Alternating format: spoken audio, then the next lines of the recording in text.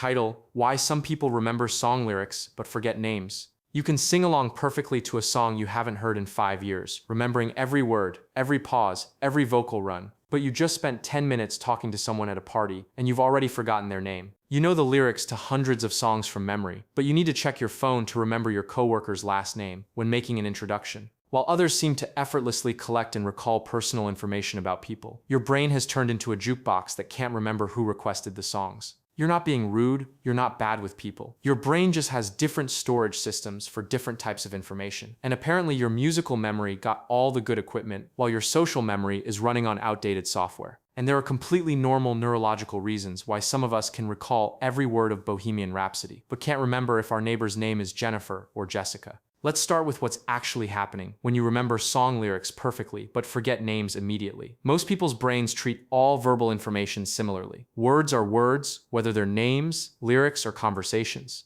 But your brain has developed specialized processing that treats musical information as fundamentally different from social information. It's like your mind has separate filing systems, and the music department got a state-of-the-art digital archive, while the people department is still using handwritten index cards that keep getting lost. Song lyrics get stored with melody, rhythm, emotional context, and repetition patterns that create multiple retrieval pathways. Names just get filed under person I met with no backup systems. And here's something fascinating about people who remember lyrics but forget names. You probably connect emotionally to music in ways that create powerful memory associations. When you hear a song, you're not just processing words. You're experiencing melody, rhythm, emotional resonance, and often personal memories connected to when and where you heard it. Names don't come with all that rich contextual information. Think about how you learned song lyrics compared to how you encounter names. You chose to listen to songs repeatedly, often during emotionally significant moments or activities you enjoyed. You absorbed lyrics gradually, with musical reinforcement and personal motivation. Names get mentioned once during introductions when you're trying to make good impressions and manage social anxiety. The problem with having great musical memory but poor name memory is that people interpret this as caring more about entertainment than relationships. They don't realize that your brain literally processes these types of information through different systems with different strengths and weaknesses.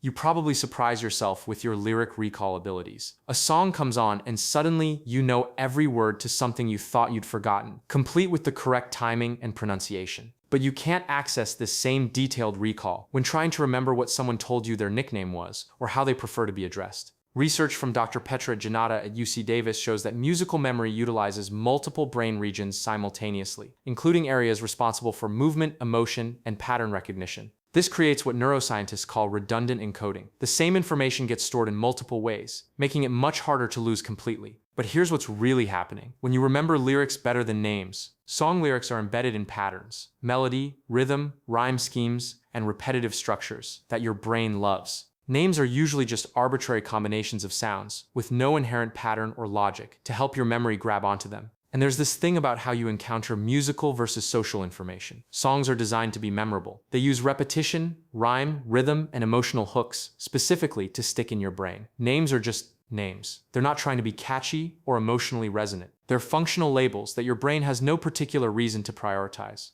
You know that experience of having a song stuck in your head for days? That's your musical memory system, working perfectly, creating automatic loops that keep information active and accessible. Names don't create earworms. They don't have melodies that make them stick around in your mental background noise. Here's something interesting about lyric memory versus name memory. When you remember song lyrics, you're often remembering them in context, with the music, the emotion, sometimes even the specific artist's voice and style. When you try to remember names, you're trying to recall isolated pieces of information with no supporting context or retrieval cues. Studies reveal that people with strong musical memory often have enhanced pattern recognition abilities and stronger connections between auditory processing and emotional memory centers. Your brain is optimized for complex patterned information rather than arbitrary social labels. This isn't a deficiency, it's a different type of cognitive strength. Think about your relationship with music versus your relationship with social information. You probably choose to engage with music, repeat songs you love, and create emotional associations with lyrics.